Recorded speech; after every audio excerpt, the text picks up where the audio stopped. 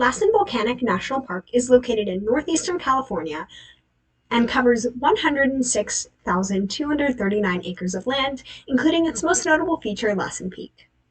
There is no evidence of permanent human settlements in the park, but the area was used for hunting by the Atsugawi, Yana, Yahi, and Maidu. I'm so sorry if I pronounced those names wrong. The natives to the area were of course aware of the volcanic activity in the park and apparently thought that the entire area would one day completely blow up. During the mid-19th century, Lassen Peak was used as a landmark for immigrants on their way to Sacramento Valley. In fact, the peak was named after one of these immigrants, Peter Lassen, a Danish blacksmith who came to California in the 1830s. There are reports from 1850, 1851, and 1859 describing fire thrown to a terrible height and burning lava in the cinder cone area. However, the studies that I found have shown that the actual last eruption in the area occurred in the 17th century, specifically in 1666. In 1907, both Lassen Peak and cinder cone were designated as national monuments by President Theodore Roosevelt. Between May 1914 and 1921, a series of eruptions began occurring in the park. This activity prompted the establishment of Lassen Volcanic National Park on August 9th of 1916. Between the years of 1925 and 1931, the 29-mile main park road was built. Unfortunately, just in the past month, 40,928 acres of the park were burned in the Dixie Fire. There's currently still some volcanic activity in the park, but as far as I can tell, there have been no deaths due to volcanic activity in recent history, and were there to be any significant amount of activity, there is a response plan in place to protect the public, so that's nice to know. As I mentioned while talking about the Hawaii Volcanoes National Park, I don't love the idea of having a volcano erupt on me. Even if archaeologists dig me up later and can study me, it just doesn't seem like a great way to go. The most prominent peak in the park is, of course, Lassen Peak, which is part of the Cascade Range. Though Lassen Peak does not have any glaciers at this point in time, it does have 14 permanent snowfields. From what I can tell, a permanent snowfield is different from a glacier in that it's still made up of snow rather than ice, and it doesn't move like a glacier does. At 10,457 feet tall, Lassen Peak is the world's largest plug dome volcano, though all four types of volcanoes can be found within the park, including plug dome, cinder cone, shield, and stratovolcanoes. The aptly named Chaos Crags are a group of lava domes that formed just over 1,000 years ago, making them the youngest lava domes in the park. Chaos Jumbles, an area that was formed from a landslide 300 years ago, is just below the crags. Rocks from this landslide flattened the land between the base of the crags and the northwest corner of the park, and also created Manzanita Lake by damming the Manzanita Creek. Because of the risk of another rock slide in this area, should there be an earthquake or an eruption, the visitor center and accommodations located at Manzanita Lake were closed in 1974. Other geographic features in the park include a lava plateau in the eastern portion, canyons formed by glaciers, streams and lakes, and lava pinnacles. There are also several geothermal areas in the park, including sulfur vents, such as Sulfur Works, an area between Lassen Peak and Broke Off Mountain. Seriously, who names these places? The names are the best. Other geothermal areas include Diamond Point, Little Hot Springs Valley, and Bumpus Hell. The park has a Mediterranean-influenced, warm summer, humid continental climate with an average extreme minimum temperature of -0.2 degrees Fahrenheit at higher elevations. Of course, the lower elevations of the park have a much warmer and milder climate than the higher elevations, and surprisingly, the park is not in the rain shadow of the Coast Ranges and therefore gets some of the most precipitation of any area in the Cascades. Snow as deep as 40 feet can accumulate near Lake Helen, which is the area I'm painting right now, and this snow may not melt until July. The park's 27,130 acres of old-growth forest consists mostly of conifers, including ponderosa pine, Jeffrey pine, sugar pine, and white fir, along with manzanita, irises, violets, lupine, gooseberry, and spotted coral root at lower elevations. Elevations above 6,500 feet are mostly dominated by red fir, along with western white pine, lodgepole pine, and mountain hemlock, along with more manzanita, lupine, and woolly mule's ears. In the subalpine areas, which begin at 8,000 feet and extend to the tree line, there are fewer plants and trees. Common species in the area include whitebark pine, mountain hemlock, lupine, rock spirea, I hope I'm pronouncing that right again, and Indian paintbrush. Common mammals in the park include black bears, red foxes, mule deer, cougars, chipmunks, pikas, squirrels, skunks, bobcats, weasels, mice, and martens. Birds include mountain chickadees and brown creepers. Long-toed salamanders are also found in the park. The region is also inhabited by a pack of northwestern wolves known as the Lassen Pack, who originally came down from Oregon. 20 Sierra Nevada red foxes, the largest known population of the species, which are one of California's rarest animals, have been identified in the park. There are 5 entrances that allow vehicle access to the park, as well as several trails leading in from the Caribou Wilderness, Willow Lake, and Little Willow Lake. The Pacific Crest Trail also leads into the park, which I will definitely keep in mind when I, at some undetermined point in the future, eventually get around to hiking the PCT. Pinnacles National Park is located in central California, a few miles east of Soledad. It covers around 26,600 acres of land, making it the smallest national park in California. Groups native to the area include the Chalin and Mutsun groups, who are part of the Ohlone people. I really hope I'm pronouncing that right. Many stone artifacts that were left by these people have been found in the park, and 13 archaeological sites have been located. Some of these sites are as old as 2,000 years. On October 9th of 1791, the 13th of the 21 Spanish missions in California was established in Soledad, and due to the diseases brought by the Spanish settlers, the native population declined. By 1810, the native Chalin population was completely dispersed, and from this time until the late 19th century, the area was uninhabited. Beginning in the 1880s, people began going to the Pinnacles, which were then called the Palisades, to camp, picnic, and explore the caves. The area was first described in print in 1881, and between 1889 and 1891, people began calling the region the Pinnacles. From 1894 and leading into the early 20th century, the most prominent human settlement in the region was a post office in Bear Valley. In 1906, the area was designated as Pinnacles Forest Reserve under the Antiquities Act, which encompassed only 2,080 acres of land. It was enlarged on May 7th of 1923 and again in 1924. Throughout the 20th century, the park was slowly expanded and more facilities were built until finally on December 30th of 2012, a legislation was passed to declare Pinnacles National Monument Pinnacles National Park. The pinnacles in the park formed from the Nenach volcano, which was located near present-day Lancaster. 23 million years ago, the volcano erupted and was split in two by the San Andreas Fault, which moved the Pinnacles half of the former volcano almost 195 miles. The fault itself has also shifted about 4 miles to the east. High peaks, balconies, and Mashiti Ridge, I'm not sure if I pronounced that right, are some of the most notable geographic areas of the park, and of course, due to the area's proximity to the fault, seismic activity is very common. The park contains talus caves, which are caves that are formed from the spaces between heaps of boulders. These caves are obviously very unstable and can have rockfalls frequently, making them my absolute worst nightmare.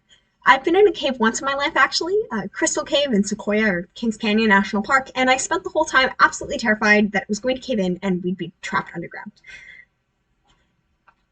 The park's climate is classified as a hot summer Mediterranean climate with an average extreme minimum temperature of 19.3 degrees Fahrenheit. Temperatures have been recorded as high as 116 degrees Fahrenheit in the summer and fall months, though the yearly average temperatures fall at around 59 degrees Fahrenheit.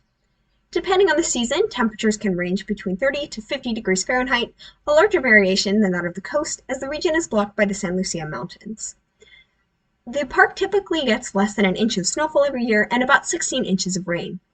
The record snowfall in the park occurred in January of 1962, when 7 inches of snow fell. There are several prominent bird species in the park, including prairie falcons, peregrine falcons, great horned owls, California quail, wild turkey, golden eagles, and a small population of the endangered California condor. A reestablishment program for the California condors began in 2003. In 2010, the first nest was built, and a population of about 25 condors is now maintained. My first thought when I saw a picture of the California condors was, they look like northern bald ibises, but with short beaks. Of course, yes, ibises. Mammals in the area include coyotes, skunks, bobcats, raccoons, gray foxes, and cougars, although the rare tool elk and pronghorn, which are now extinct in most of central California, can also be found in the park. Wild pigs have been a problem in the past, but after 20 years and $1.6 million, the park is mostly pig-free. A 26-mile fence runs around the center of the park to keep the pigs out. There are at least 13 species of bats that inhabit the talus caves, and another fun fact about the park is that a study from the 1990s showed that there were more bees per unit than in any other known area on Earth, and about 400 different bee species. Vegetation in the park includes the plants typical of California's chaparral and woodland biomes.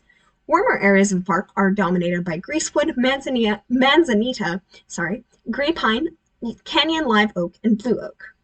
The cooler sections of the park contain various oaks and pines, along with California buckeye, hollyleaf cherry, and coffeeberry. Along streams, elderberries and willows can be found. Popular activities in the park include rock climbing, camping, cave exploring, which I guess is called caving. The word spelunking has more of a negative connotation, and hiking along the park's trails. Geology has never been something that I've been particularly involved with, but it really is fascinating how much rocks, which seem so unmovable, are shifted and moved without any human interference. It's pretty cool, but also a little scary. Personally, I think that most humans have some kind of superiority complex, and it's important for us to put into perspective just how much stronger nature is than us. Reading all this really makes me want to go hike. There's nothing like standing on top of a mountain to remind you of just how small you really are.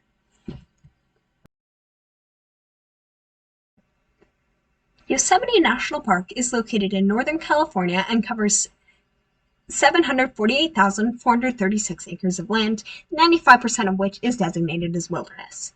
I have painted the tunnel view of Yosemite Valley, one of the most famous parts of the park, several times, as it's one of my mother's favorite places in the world, so I decided to paint one of the waterfalls instead.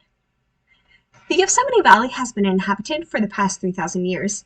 Native to the region, a group related to the Paiute and Mono tribes called themselves the Awanichi. Many other groups, such as the Central Sierra Miwoks, visited the area for trade. Interestingly, the name Yosemite comes from the Miwok word for the Awanichi, and it means they are killers.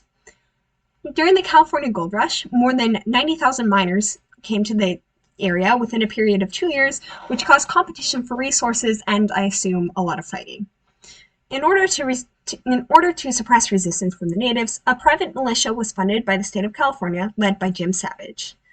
Jim Savage, another name that sounds completely made up, just like Jedediah Smith. The Mariposa Battalion was led by Army Major Jim Savage into Yosemite Valley to fight about 200 Awanichi people, led by Chief Tenaya. The Awanichi and Chief Tenaya were ultimately captured and relocated to a reservation near Fresno, and their village was burned. Later, the chief and a handful of other people were allowed to return to the area, but in 1852, after killing 8 miners, they fled east to where a Mono tribe, the Paiute, was living. They stole some horses from the Paiute and then left, which of course did not make the Paiute happy, so they tracked them down. Many of the Awanichi were killed, including Chief Tenaya, and the rest were absorbed into the Paiute tribe. Native people continued to live in the park until 1969. Tourism in the area began in 1855 thanks to the publicity efforts of James Mason Hutchings and Thomas, I'm not sure how to pronounce his name, but an artist who drew and wrote about Yosemite's natural formations. After the completion of the Transcontinental Railroad in 1869, tourism increased. Conservation efforts in the park began with John Muir, who was instrumental in the preservation of the area and the establishment of the national park. He spent a lot of time in the park, most famously in 1903 when he went with Theodore Roosevelt. Between 1868 and 1874, he actually lived in Yosemite. And on October 1st of 1890, Yosemite National Park was established. The park contains many lakes, ponds, and streams, as well as many notable granite landforms. Arguably the most famous of these landforms is Half Dome, which is 4,800 feet tall. El Capitan is another famous one, located in the northwestern portion of the Yosemite Valley. It is around 3,000 feet tall and was named by the Mariposa Battalion back in 1851. The park contains other domes, such as North Dome and Sentinel Dome, and the highest point in the park, Mount Lyell, contains the Lyell Glacier, the largest glacier in the park, and one of the few remaining glaciers in the Sierra Nevada. The climate in the park is classified as a Mediterranean climate with a long dry season and mild winters. Of course, higher elevations generally have more precipitation. For example, average annual precipitation can range from 36 inches at 4,000 feet to 50 inches at 8,600 feet. At higher elevations, snow typically accumulates between November and March, with an average 39.4 inches of snow. Between 1948 and 1949, a record amount of snow fell, 176.5 inches. In January of 1993, 175 inches of snow fell just in the month of January. Record temperatures have been recorded as high as 112 degrees and as low as -7 degrees, though the average annual high temperature is around 67, while the average annual lows are around 41 degrees. There are several habitats in Yosemite, including chaparral, coniferous forest, and alpine woodlands and meadows. The western part of the park contains a wide variety of conifers, including ponderosa pine, sugar pine, white fir, Douglas fir, and incense cedar. Interestingly, giant sequoia can also be found in the park, often growing along with black oak and canyon live oak. At slightly higher elevations, red fir and a variety of pine species can be found, including the Jeffrey pine, lodgepole pine, and foxtail pine. Closer to the tree line, sparse lodgepole pine, whitebark pine, and mountain hemlock can be found. Of course, above the tree line, there's not too much vegetation, mostly just granite.